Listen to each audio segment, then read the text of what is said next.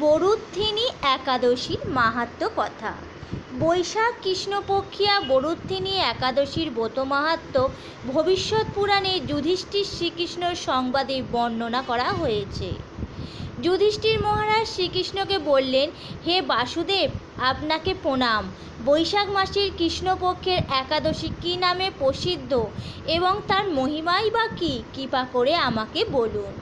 শ্রীকৃষ্ণ বললেন, হে রাজন, ইহলোক ও পরলোকে বৈশাখ মাসের কৃষ্ণপক্ষিয়া একাদশী বরুদ্ধিনী নামে বিখ্যাত।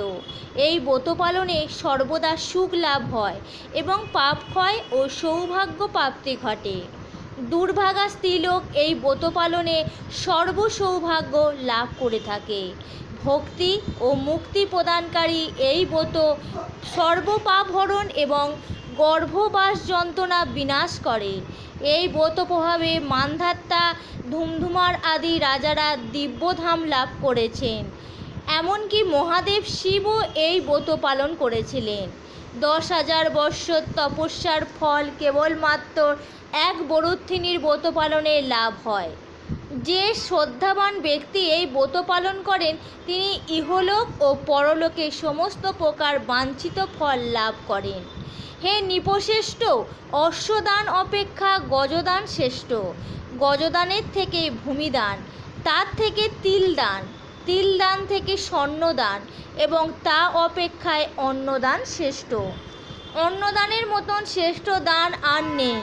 পিতৃলোক, দেবলোক ও মানুষের অন্নদানেই পরিতৃপ্ত হয়।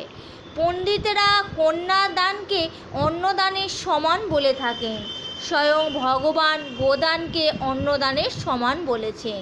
আবার এই সমস্ত প্রকার দান থেকেও বিদ্যাদান শ্রেষ্ঠ, কিন্তু এই বরুদ্ধিনীর ব্রত পালনে সেই বিদ্যাদানের সমান ফল লাভ হয়ে থাকে।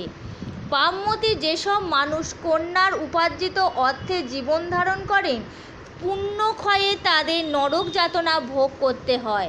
তাই কখনো কন্যার উপার্জিত অর্থ গ্রহণ করা উচিত নয়। যে ব্যক্তি বিভিন্ন স্বর্ণালঙ্কার সহ কন্যাদান করেন তার পুণ্যের হিসাব স্বয়ং চিত্রগুপ্ত করতে অসমর্থ হন। কিন্তু বরুদ্ধিনীর ব্রত পালনকারী কন্যাদানের থেকেও বেশি ফল লাভ করে। ব্রতকারী ব্যক্তি দশমীর দিনে কাঁসার পাত্রে ভোজন, মাংস, মসুর, ছোলা, শাক, মধু, অন্যের প্রদত্ত অন্ন গ্রহণ, 2 বার আহার ও মৈথুন্য পরিত্যাগ করবে। দুতকিয়া, নেশাজাতীয় দ্রব্য, দিবানিদ্রা, পরনিন্দা, পরচর্চা, প্রতারণা, চুরি, হিংসা, মৈথুন, ক্রোধ ও মিথ্যা বাক্য একাদশীর দিনে বর্জনীয়। কাঁসার পাত্রে ভোজন, মাংস, মসুর, মধু, তৈল, মিথ্যা ভাষণ, ব্যায়াম, 2 বার আহার ও মৈথুন্য এইসব দ্বাদশীর দিনে পরিত্যাজ্য। হে রাজন, এই বিধি অনুসারে বরুদ্ধিনীর ব্রত পালন করলে সকল প্রকার পাপের বিনাশ এবং অক্ষয় গতি লাভ হয়। যিনি হরিবাসরে রাত্রি জাগরণ করে ভগবান জনার্দনের পুজো করেন তিনি সর্বপাপ মুক্ত হয়ে পরম গতি লাভ করেন। তাই সূর্যপুত্র যমরাজের যাতনা থেকে পরিত্রাণের জন্য পরম যত্নে এই একাদশীর ব্রত পালন করা কর্তব্য।